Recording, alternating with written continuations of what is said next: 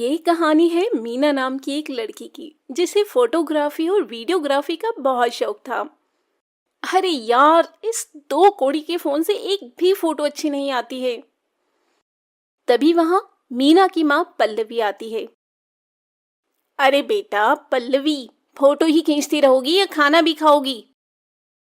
अरे माँ, मैंने आपसे कितनी बार कहा है कि मुझे एक कैमरा दिलवा दो, लेकिन आप तो मेरी सुनने को ही तैयार नहीं है। बेटा, तेरा एक कैमरा का दाम भी तो 10 कैमरे के बराबर है। अरे माँ, आपकी एक ही तो बेटी है और आप उसे एक कैमरा नहीं दिलवा सकती हो। अगर आप मुझे कैमरा नहीं दिलवाओगी तो मैं खाना भी नहीं खाऊंगी। नाटक बंद कर, तेरी मनपसंद बिरयानी बनाई है मैंने।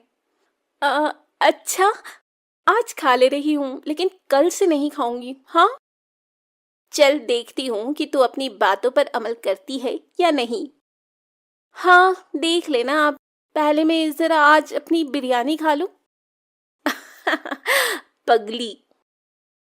तो मीना डाइनिंग टेबल पर बैठती है और अपनी बिरयानी खाने लग जाती है। खैर, इसके कुछ दिन बाद एक दिन मीना के पापा ऑफिस से घर आते हैं। ले बेटा, तेरा बर्थडे गिफ्ट। अरे पापा, मुझे जो चाहिए वो तो आप मुझे देंगे नहीं, तो इसका क्या फायदा? अरे बेटा, मुझे मालूम है कि तुझे क्या चाहिए, लेकिन जरा इसे भी तो खोलकर देख ले एक बार। इसमें भी बहुत अच्छी चीज है। खोल ही लेती हूँ अब। इतने प्यार से जो लेकर आए हैं आप मेरे लिए। मीना गिफ्ट खोलती है तो देखती है कि उसमें कैमरा रखा हुआ है। ये देखकर मीना खुशी के मारे पागल हो जाती है।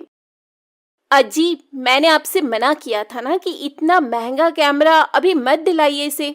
आप भी ना। अरे पल्लवी, तुम इतना टेंशन क्यों ले रही हो? अरे इसे फोटोग्राफी और वीडियोग्राफी का शौक है।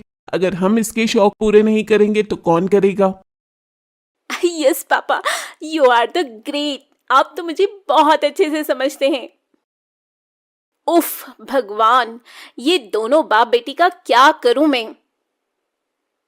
हाँ माँ, आप बैठो, मैं पापा के लिए खाना लगाती हूँ।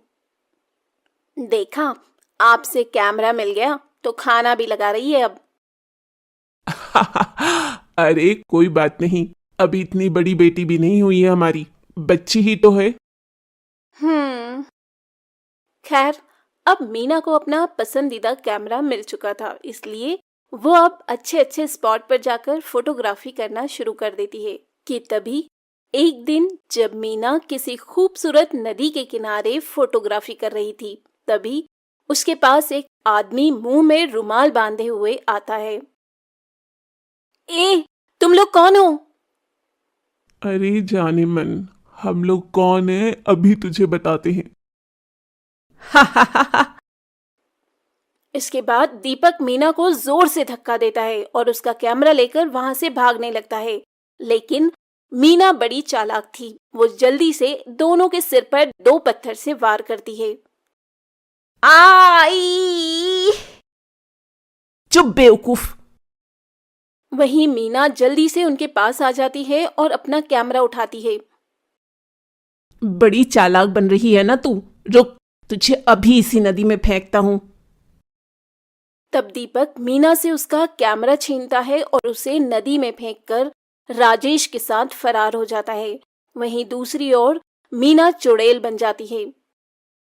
एक तो तुम लोगों ने मेरा कैमरा चुराया और ऊपर से मुझे एक चुड़ैल बना दिया।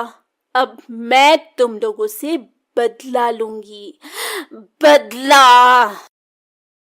वहीं दूसरी ओर मीना के माता पिता उसके लिए बहुत परेशान होते हैं और उसकी मिसिंग कंप्लेंट थाने में लिखवा देते हैं। खैर, चुड़ैल अब राकेश और दीपक के पास जाती है। मेरा कैमरा चुराएगा तू? रुक, अभी तेरी टांग तोड़ती हूँ और इसका सूप बनाकर पीती हूँ। तब चुड़ैल राकेश के सामने अचानक से प्रकट हो जाती है। चुड़ैल को वहां देखकर राकेश की सिट्टी पिट्टी गुम हो जाती है। क, क, क, कौन है तू? कहीं तू मेरी पुरानी प्रेमिका मंजूली तो नहीं है? अपनी शक्ल देखी आईने में? तेरी कोई पुरानी प्रेमिका भी थी? यकीन नहीं होता। अच्छा, तू मेरा ध्यान भटकाने की कोशिश मत कर, वरना। तुम कोई भी हो, मुझे माफ कर दो, मुझे जाने दो। वैसे मैं इतना बुरा भी नहीं दिखता। हाँ, तू बुरा नहीं दिखता, लेकिन जब तू मरेगा ना, तो तू बहुत ही बुरा दिखेगा।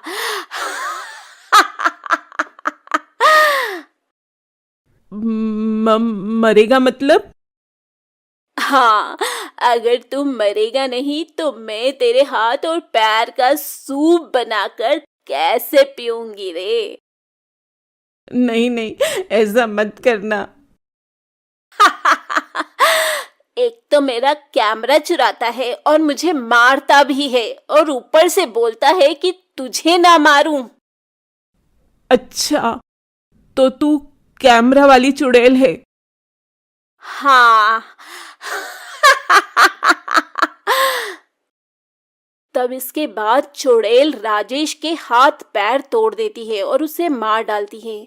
उसे मारने के बाद चुड़ैल वो कैमरा अपने हाथ में लेती है। रुक, ऐसे ही रहना, अब तेरी एक फोटो खींचती हूँ। और चुड़ैल अपने कैमरे से राजेश की लाश की फोटो खींचती है और बहुत खुश होती है। अगर मैं ना मरती ना, तो बहुत अच्छी फोटोग्राफर बन जाती। वाह मीना, तेरी फोटोग्राफी का तो कोई जवाब नहीं। सोच रही हूँ, अब से मैं बुरे लोगों को ऐसे ही मारूंगी और उनकी ऐसे ही तस्वीर लूंगी। इस काम में तो बड़ा मजा आने वाला है मीना। लेकिन दूसरा वाला आदमी कहाँ है? पहले तो उसे मारूंगी और सोच रही हूँ कि उसकी खोपड़ी का सूप बनाकर पीऊं। और चुड़ैल अब दीपक को ढूंढने लग जाती है। वहीं शाम को जब दीपक राजेश के पास आता है तो देखता है कि किसी ने राजेश को बहुत बुरी मौत मारा है। नहीं, कहीं ये काम उसी लड़की की आत्मा का तो नहीं है?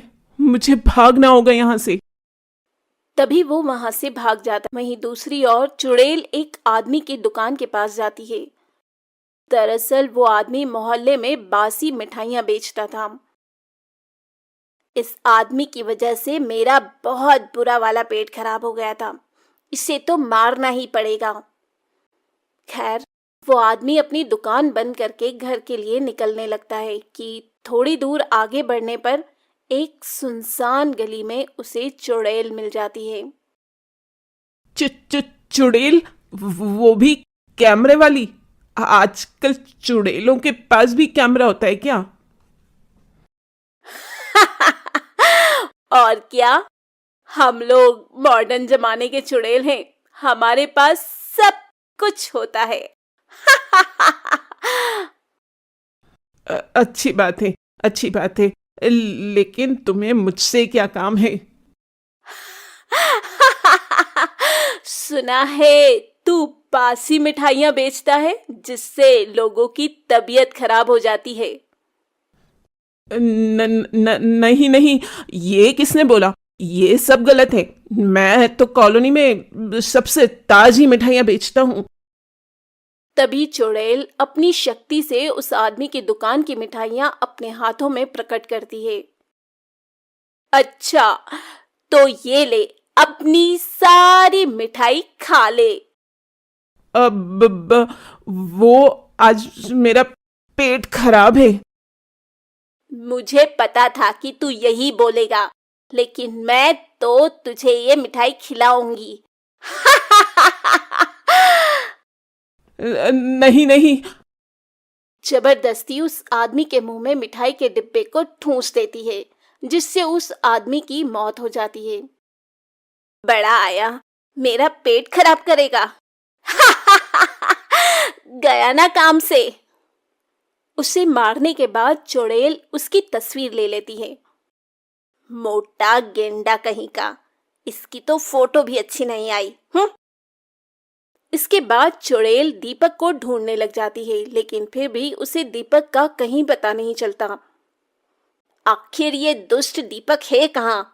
पता नहीं क्यों मैं अपनी शक्ति से भी उसको देख नहीं पा रही हूँ। लगता है कुछ गड़बड़ है। तब तक मैं अपने नए शिकार को ढूंढती हूँ। ये बोलते बोलते चुड़ैल रास्ते में जा रही थी कि तभी उसे एक आदमी मिल जाता है जो किसी औरत की चेन छीनकर भाग रहा था। अभी इसको सबक सिखाती हूँ, चोर कहीं का। चुड़ैल उस चोर के सामने चली जाती है।